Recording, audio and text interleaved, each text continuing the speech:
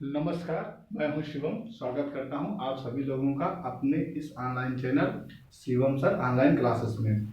आप सभी लोगों ने देखा था कि कैसे हम लोगों ने पहले पार्ट में भारत के सामान्य भौगोलिक परिचय में भारत की अवस्थिति और इसका विस्तार, अक्षांशीय विस्तार और देशांतरीय विस्तार के बारे में जाना था और इसके पड़ोसी राज्यों के बारे में जाना था, पड़ोसी देशों के बारे में जाना था।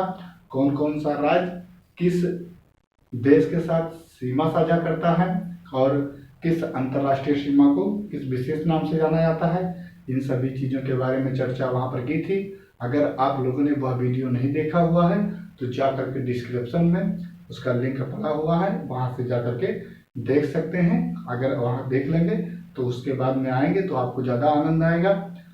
और हाँ, आप लोगों ने जो पहला वीडियो को जो प्यार दिया, लाइक किया, सपोर्ट किया, उसके लिए धन्यवाद।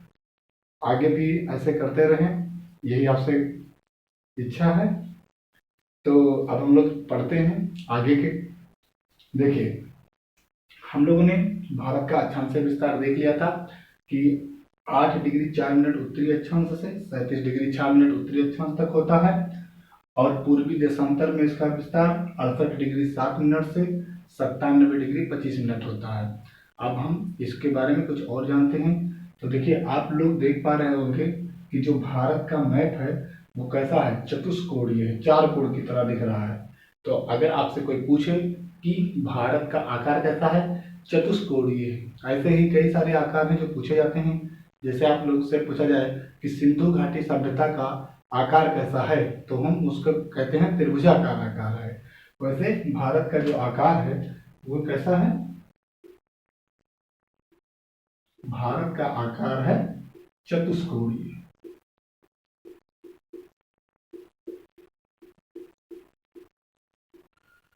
ठीक है, इसका अब थोड़ा सा विस्तार देख लेते हैं। ये विस्तार अक्षांशीय विस्तार नहीं होगा, किलोमीटर में विस्तार होगा। देखिए, ऊपर से नीचे तक यानी उत्तर से दक्षिण तक इसका जो विस्तार है, उत्तर से दक्षिण में जो इसका विस्तार है 3214 किलोमीटर और पूरब से पश्चिम, पूरब से पश्चिम में जो इसका विस्तार है 2933 किलोमीटर है। ठीक है, बहुत थोड़ा सा ही अंतर है। देखिए, ये अंतर भी नहीं होता, परंतु वजह क्या होती है कि जो देशांतर होता है, दो देशांतरों के बीच की दूरी भूमध्य रेखा पर सर्वाधिक होती है। जैसे जैसे हम भूमध्य रेखा से ध्रुवों की ओर जाते हैं, इनकी दूरी कम होती चली जाती है। ठीक है, अगर आप बात करेंगे भूमध्य रेखा पर दो देशांतरों के बीच की लंबाई, तो वो होती है, मतलब जो दूरी होती है वो 111.3 किलोमीटर होती है। धीरे धीरे ये ध्रुवों पर पहुंचने पर इनकी दूरी शून्य हो जाती है। ठीक है, तो इस तरीके से हम लोग जानते हैं। और जबकि जो अक्षांश होता है, दो अक्षांशों के बीच की दूरी, वो हर स्तर पर, हर जगह पर कोई भी डिग्री हो तो उनके बीच की जो दूरी होती है वो 111 किलोमीटर ही होती है। देशांतरों के बीच की दूरी भूमध्य रेखा से ध्रुव की तरफ जाते वक्त धीरे धीरे कम होती चली जाती है। इसीलिए लगभग समान अक्षांश और समान देशांतर का विस्तार होने के बावजूद भी इनकी दूरी उत्तर से दक्षिण में 3214 किलोमीटर है, जबकि पूर्व से पश्चिम में 2933 किलोमीटर है। ठीक है, ये बात क्लियर हो गई। अब उसके आगे हम लोग कुछ पढ़ते हैं। देखिए, हम लोगों ने ये देख लिया था कि मतलब कौन कौन कितना कितना दूरी के साथ में अंतर्राष्ट्रीय सीमा बनाता है। आप जान लीजिए कि भारत का केवल स्थल के साथ सीमा बनाने वाले, मतलब कुल स्थलीय जो सारे देश हैं जो स्थल से सीमा बनाते हैं, उनकी कुल जो लंबाई होती है वो होती है 15,200 किलोमीटर। कितनी होती है? 15,200 किलोमीटर। तो ये बात आप नोट करेंगे। देखिए,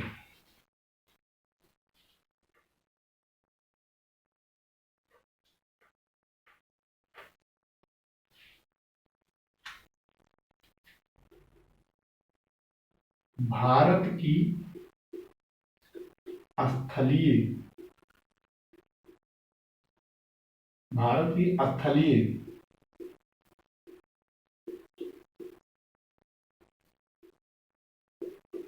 सीमा की कुल लंबाई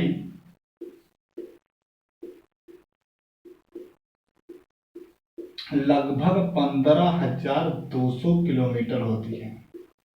कितनी होती है?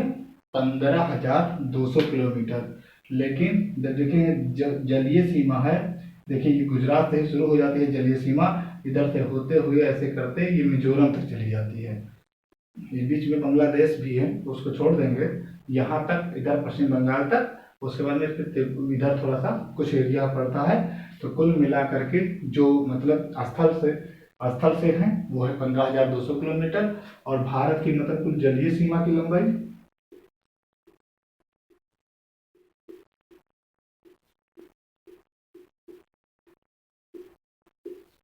जो जलीय सीमा की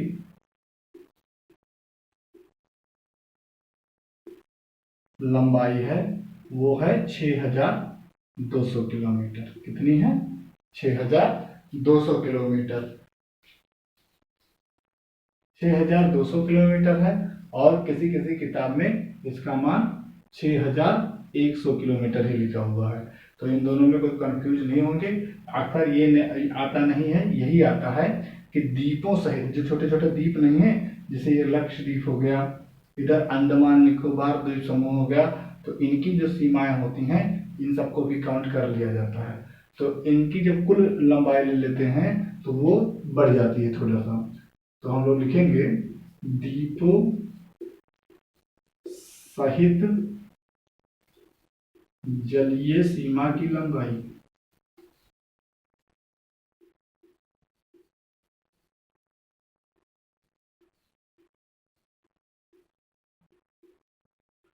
तो जो द्वीपों सहित जलीय सीमा की लंबाई होती है वो होती है 7,516 7,516 किलोमीटर। और 600 मीटर मतलब 0.6 किलोमीटर, इतना याद रखेंगे।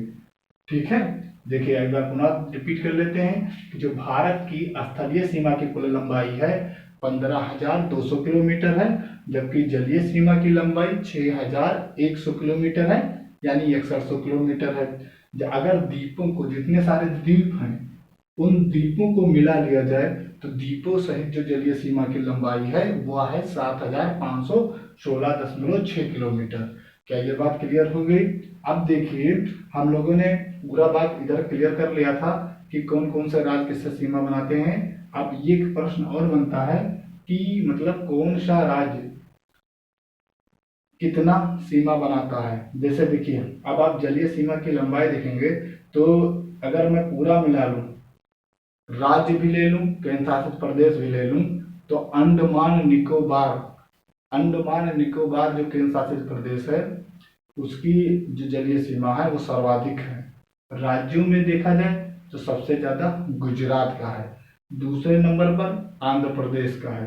परंतु अब क्वेश्चन और एडवांस बन जाए कि पश्चिमी घाट देखिए इधर पश्चिमी घाट है, तो पश्चिमी तट पर सर्वाधिक सीमा बनाने वाला राज्य कौन सा है, जलीय सीमा बनाने वाला राज्य? तो वो गुजरात है। जबकि पूर्वी तरफ सबसे ज्यादा सीमा बनाने वाला राज्य आंध्र प्रदेश हो जाता है। क्या ये बात क्लियर है? तो इसको हम लोग थोड़ा सा नोट करेंगे। ठीक है,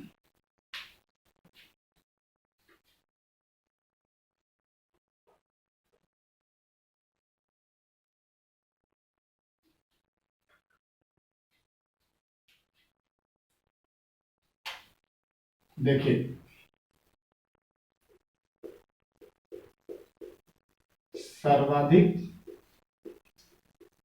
जलीय सीमा बनाने वाला, अगर आप में दे दिया जाए राज्य या केंद्र शासित प्रदेश,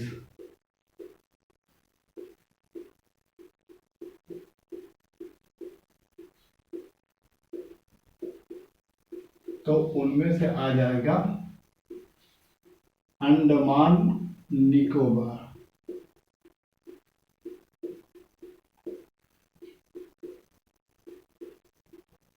द्वीप समूह।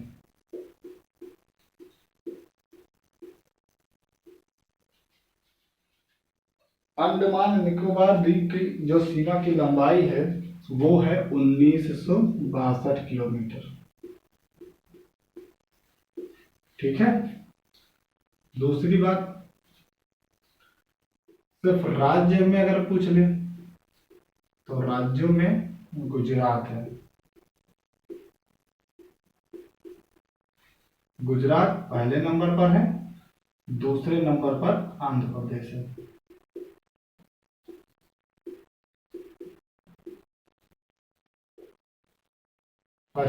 पश्चिमी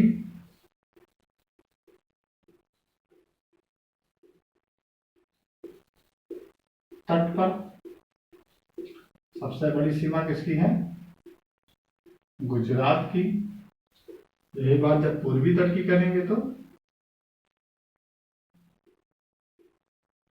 पूर्वी तट पर आ जाएगा आंध्र प्रदेश।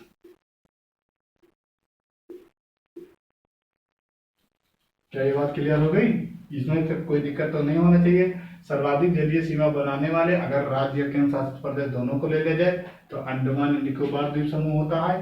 राज्यों में ले लिया जाए तो गुजरात हो जाता है। और अगर पहले नंबर पर गुजरात है, दूसरे नंबर पर आंध्र प्रदेश हो जाता है। इसकी जो सीमा है ये है 900, हाँ इसकी सीमा है 974, 974 नहीं, इसका सीमा है 1215 किलोमीटर और इसकी सीमा पड़ जाती है 974 किलोमीटर। ठीक है, ये बात क्लियर हो गई होगी। बस इतना ही इसमें से क्वेश्चन मेरे बनता है, इससे ज्यादा इसमें से कुछ नहीं बनने वाला। ठीक है, आगे बढ़ते हैं।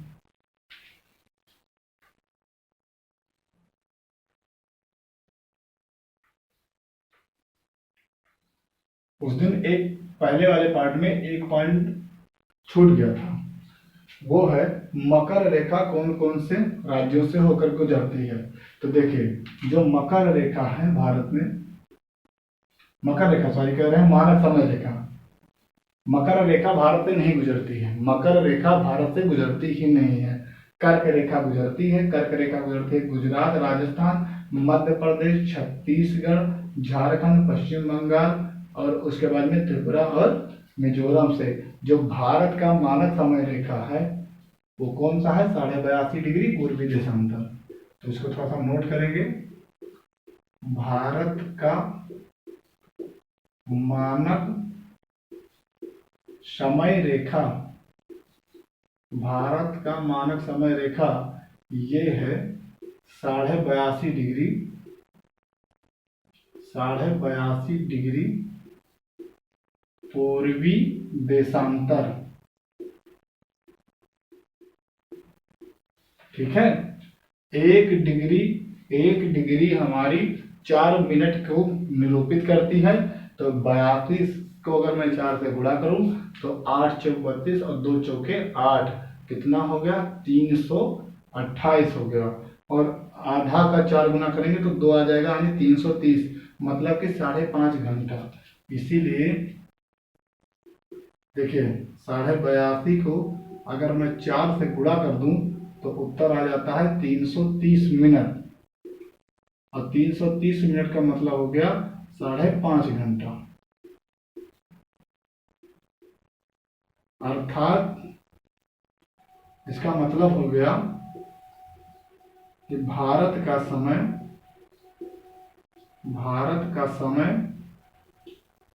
लंदन की ग्रीनविच शहर से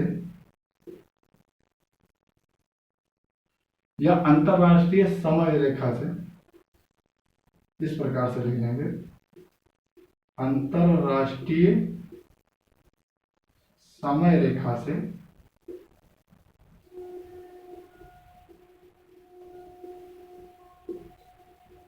5.5 घंटा आगे है।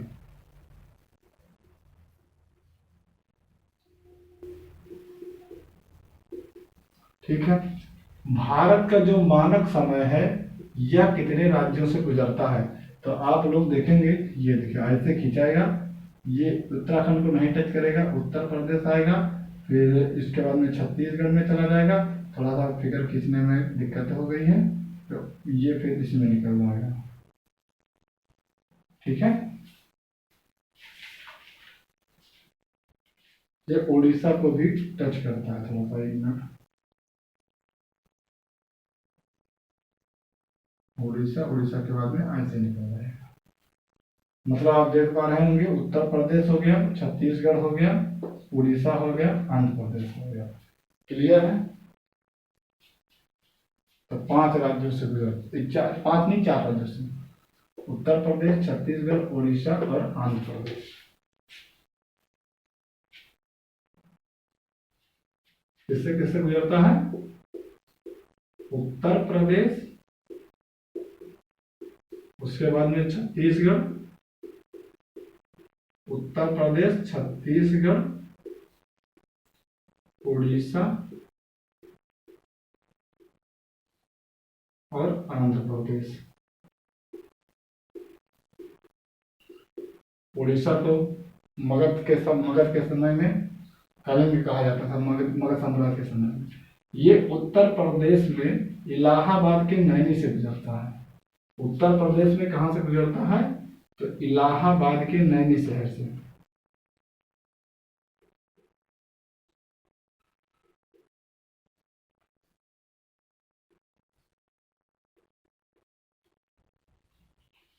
क्या ये बात पूरी तरीके से क्लियर हो गई? इसका एक स्क्रीनशॉट लेंगे।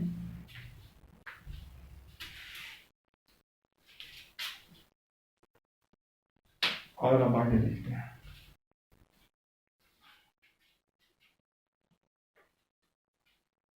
काफी चीजें इनको मिटा देते हैं थोड़ा सा, ताकि स्पेस हो जाए।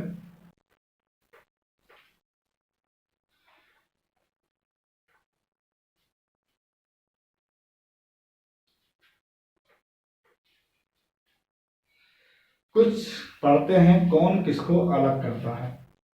अब देखिए, भारत के पड़ोसी राज्यों में कुछ जलीय राज्य भी हैं, जलीय देश भी हैं, जैसे कि श्रीलंका हो गया, इधर अंडमान निकोबार है, तो इधर इंडोनेशिया भी है, इधर लक्षद्वीप है, तो इधर नीचे मालदीव है। सुनिए भाई, समझ लीजिए कि इधर इस तरफ नीचे है मालदीव। हमारा देश एक द्वीप देश है जिसका नाम है मालदीव। मालदीव के ऊपर हमारा लक्षद्वीप का मिनिकॉय है, एक द्वीप है मिनिकॉय लक्षद्वीप का। और लक्षद्वीप मिनिकॉय के ऊपर हमारा है लक्षद्वीप।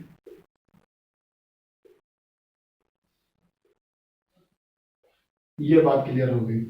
तो मालदीव और मिनिकॉय के बीच में 8 डिग्री अक्षांश गुजरती है। 8 डिग्री अक्षांश। कौन सा? उत्तरी अक्षांश।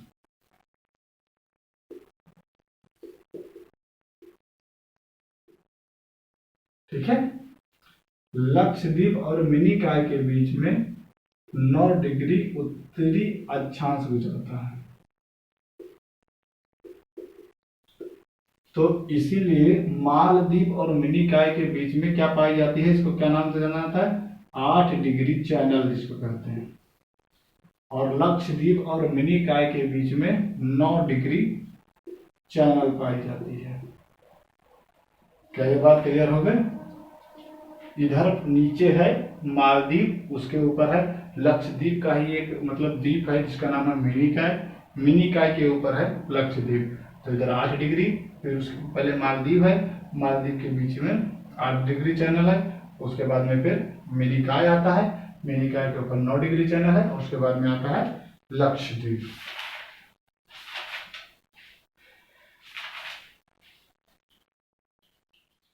इतना बात क्लियर हो गया। अब ऐसे इधर आ जाते हैं, इधर वाला थोड़ा सा समझने की कोशिश करेंगे। देखिए,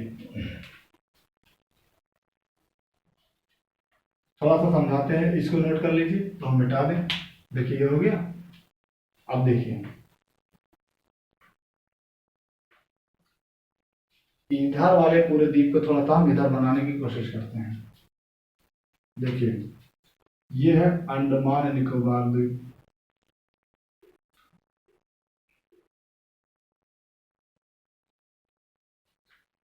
इसको हम लोग कहते हैं उत्तरी अंडमान, इसको कहते हैं उत्तरी अंडमान, इसको कहते हैं मध्य अंडमान,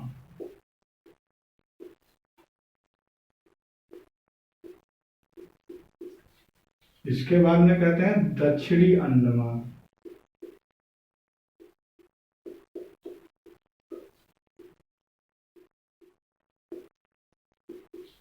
और इसको कहते हैं लघु अंडमान।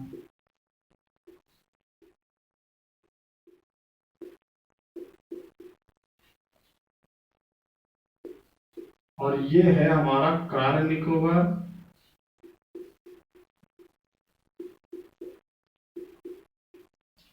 और इसके नीचे है ग्रेट निकोबार।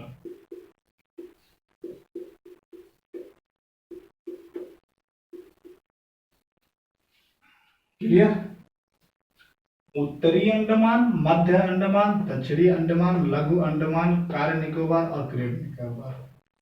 अब देखिए इधर उत्तरी अंडमान है, इधर म्यांमार देश, म्यांमार, तो उत्तरी अंडमान और म्यांमार के बीच में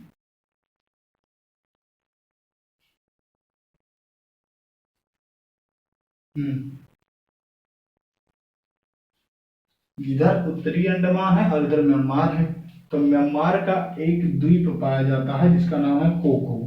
तो इधर पाया जाता है म्यांमार का तो कोको द्वीप, समझ लो इसको क्या कहते हैं, कोको द्वीप।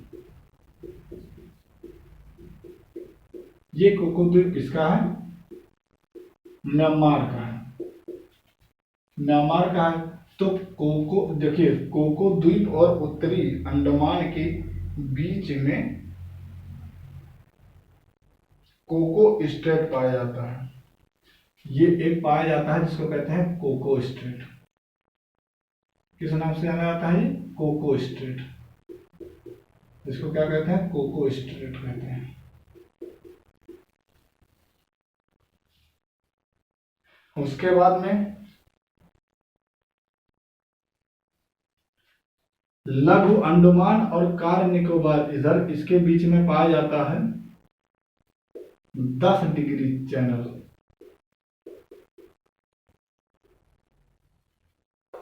ठीक है, आप देखिए जो ग्रेट निकोबार है और ग्रेट निकोबार के नीचे उधर पाया जाता है इंडोनेशिया।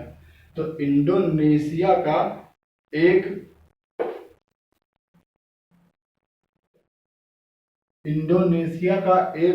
द्वीप है जिसका नाम है सुमात्रा द्वीप, और सुमात्रा द्वीप इधर देखिए इसको कहते हैं ग्रेट निकोबार, तो इसके नीचे पाई जाती है ग्रैंड चैनल, जिसको क्या कहते हैं, ग्रेट चैनल, और नीचे पाया जाता है सुमात्रा द्वीप, यह है सुमात्रा द्वीप, और ये किसका है, इंडोनेशिया का है।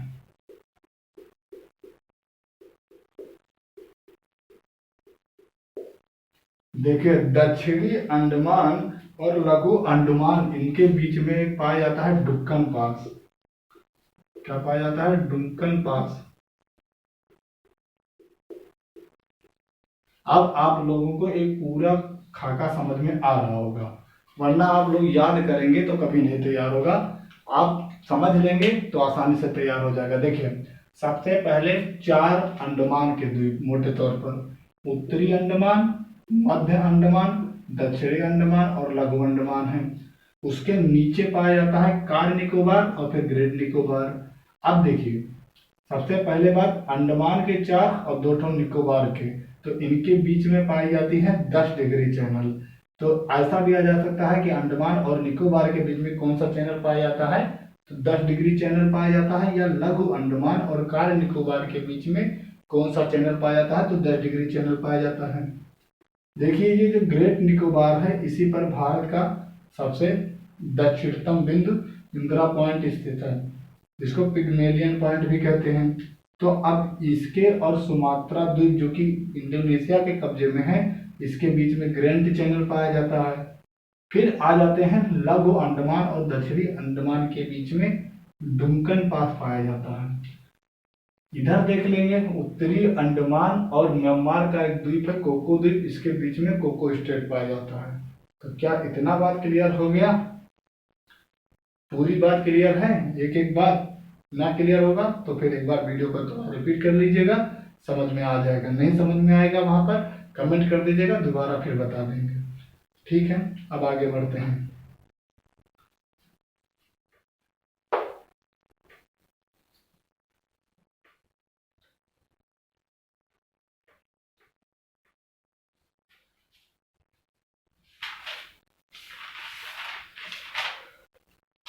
अब भारत की जो जलीय सीमाएं हैं उनको थोड़ा सा देख लीजिए।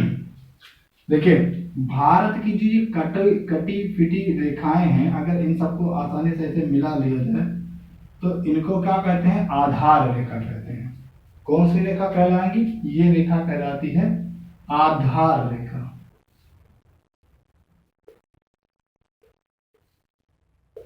कौन सी रेखा? आधार रेखा। अब आधार रेखा और ये जो कटा हुआ जिसे थोड़ा सा गैप बच जाता है, उसके बीच में जो जल भरा रहता है, इसको क्या कहते हैं? आंतरिक जलीय भाग कहते हैं।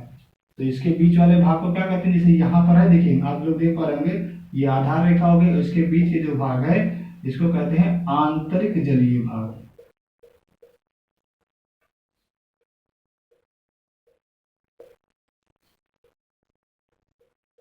अब आप लोग जानते होंगे एक समुद्री मील में कितना किलोमीटर होता है?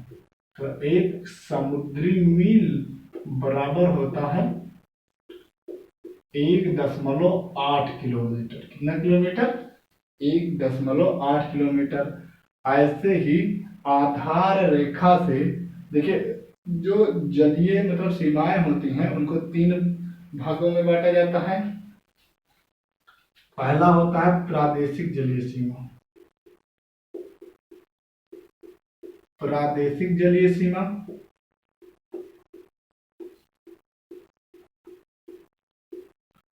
दूसरा होता है संलग्न क्षेत्र,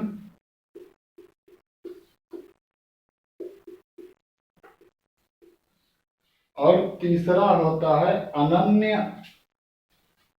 आर्थिक क्षेत्र।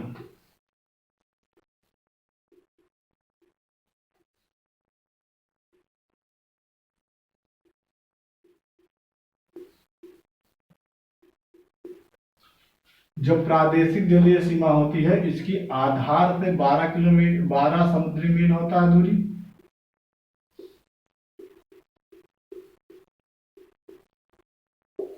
संलग्न क्षेत्र की आधार रेखा से 24 समुद्री मील दूरी होती है।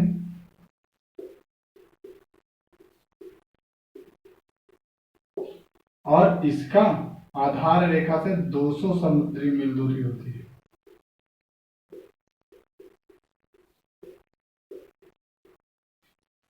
प्रादेशिक जलीय क्षेत्र में मतलब पूरी तरीके से भारत के कब्जे में होता है। संलग्न क्षेत्र में 24 किलोमीटर तक भारत के साफ सफाई करने का मतलब पूरा जिम्मेवारी होता है। इसी में अपने परमाणु रिएक्टर का प्रयोग भी कर सकते हैं। परमाणु मतलब कोई भी परीक्षण कर सकते हैं। अनन्य आर्थिक क्षेत्र में कोई बाहरी जहाज जहां तक भारत का समुद्री क्षेत्र अनन्य आर्थिक क्षेत्र वाला एरिया आता है, वहां तक अगर कोई विदेश का मतलब किसी दूसरे देश का अगर समुद्री जहाज प्रवेश करता है तो भारत सरकार उससे टैक्स वसूल कर सकती है। ये इसीलिए इसको अनन्य आर्थिक क्षेत्र कहा जाता है। तो यहाँ पर पूरी तरीके से भारत का मतलब कब्जा होता है। संलग्न क्षेत्र में अपना परमाणु परीक्षण करती हैं, कोई मतलब नाभिकीय परीक्षण हुआ इन सबको करेगी। अनन्य आर्थिक क्षेत्र में क्या करेंगे, मतलब कोई भी अगर दूसरे क्षेत्र मतलब देश का अगर जहाज भी उसमें प्रवेश करता है तो वो उससे क्या करेंगे, उससे टैक्स वसूल सकते हैं। उसके बाद में अब इसके आगे वाला जो क्षेत्र होगा उसमें पूरे विश्व का हक है, किसी का कोई व्यक्तिगत नहीं है। क्या ये बात क्लियर हो गई? अब देखिए थोड़ा सा एक बात और बचा है, उसके बाद में ये चैप्टर लगभग समाप्त होता है। फिर इसके बाद में हम लोग कल आगे का चैप्टर पढ़ेंगे। देखिए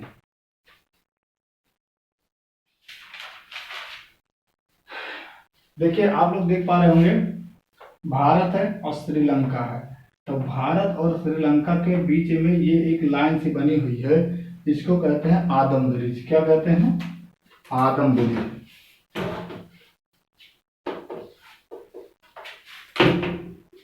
इसको कहते हैं आदम ब्रिज।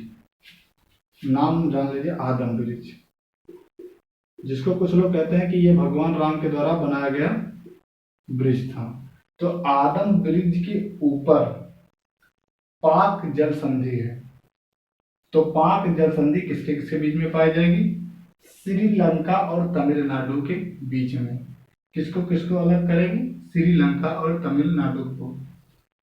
इसके नीचे है मन्नार की खाड़ी, मतलब इसके ऊपर आदम ब्रिज के ऊपर है पाक जल संधि या पाक स्ट्रेट कहते हैं इसको। इसके नीचे पाई जाती है मन्नार की खाड़ी। इधर नीचे जो कन्याकुमारी है, कन्याकुमारी, ये 3 महासागरों का मिलन स्थल है। कौन कौन से हैं? नीचे है हिंद महासागर, इधर है बंगाल की खाड़ी, इधर है अरब सागर। तो जो कन्याकुमारी है वहां पर 3 महान सागर, हिंद महासागर, बंगाल की खाड़ी और अरब सागर, तीनों आपस में मिलते हैं। आज इतना ही, बाकी नेक्स्ट वीडियो में हम लोग पढ़ेंगे इसके आगे का क्षेत्र, जिसमें भौतिक पूरे रहेंगे, पर्वत पठार रहेंगे, इन सब चीज़ों के बारे में क्लियर किया जाएगा। तो आज इतना ही। अगर आप लोगों को समझ में आए तो लाइक शेयर सब्सक्राइब जरूर करें। धन्यवाद।